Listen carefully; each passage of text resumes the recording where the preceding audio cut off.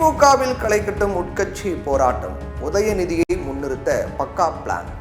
தமிழக அமைச்சர் ஏவா வேலு எழுதிய கலைஞர் எனும் தாய் என்கிற நூல் வெளியீட்டு விழா கலைஞர் கருணாநிதி, முதலமைச்சர் ஸ்டாலின் ஆகியோருக்கான பாராட்டு விழாவாக அமைந்திருந்தாலும் திமுகவில் இருக்கக்கூடிய பல பழம்பெரும் நிர்வாகிகளின் ஆதிக்கத்திற்கு எதிரான குரலாகவும் இந்த விழா அமைந்து விட்டதாகவே தெரியுது.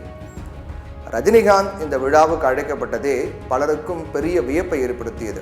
ஏன்னா ஒரு அமைச்சருடைய நூல் வெளியீட்டு விழாவுக்கு, அதுவும் கட்சி ரீதியாக நடத்தப்படக்கூடிய விழாவுக்கு ரஜினி போன்ற பிரபலங்களை யாரும் அழைப்பது வழக்கம் கிடையாது.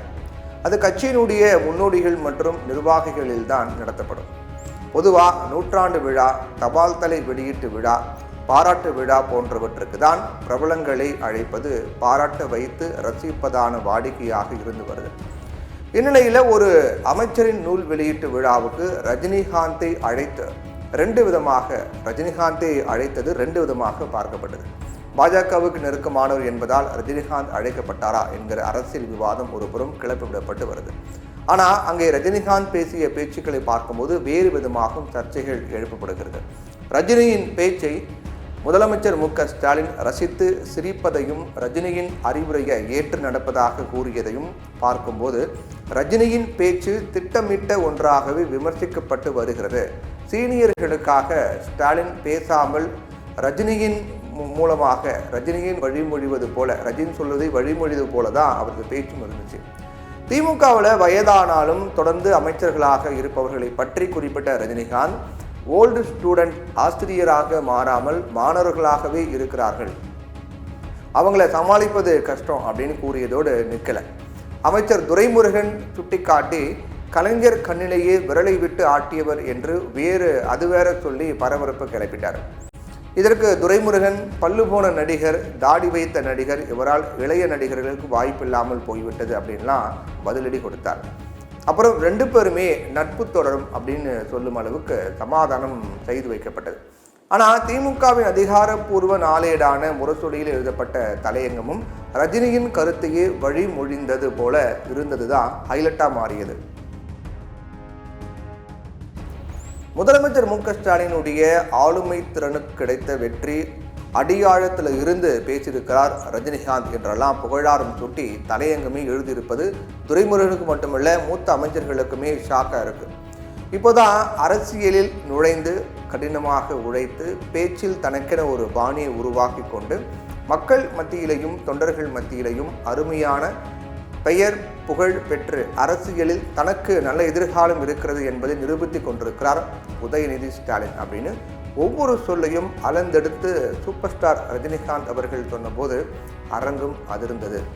அடுத்த 50 ஆண்டுகள் இயக்கத்தை வழிநடத்தப் போகிறவர் மாண்புமிகு உதயநிதி அவர்கள் அப்படின்னு அமைச்சர் ஏவா வேலு சொன்ன போதும் அரங்கம் அதிர்ந்தது அப்படின்னு முரசொலி சுட்டி காட்டியிருக்கு.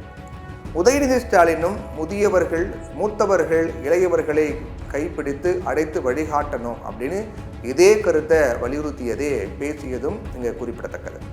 திமுகவில் உதயநிதியை நிலைநிறுத்த வேண்டுமானால் அதற்கேற்றவாறு இன்றைய இளைய தலைமுறையை சேர்ந்தவர்களே கட்சியிலும் ஆட்சியிலும் முன்னிறுத்த வேண்டும் என்பதுதான் அடிப்படை தேவை. அப்போதான் முழுமையாக உதயநிதி தனது ஆளுமையை காட்ட முடியும் அப்படின்னு கருதுகிறாங்க. அதனால் மூத்தவர்கள் ஒதுங்கியிருப்பதே நலம் என்பதுதான் திமுக மேலிடத்தின் கருத்தாக இருக்கிறது என்பதையே ரஜினியின் பேச்சை முதலமைச்சர் ஸ்டாலினும் முரசொலியும் அங்கீகரித்திருப்பதிலிருந்து புரிந்து கொள்ள முடியுது.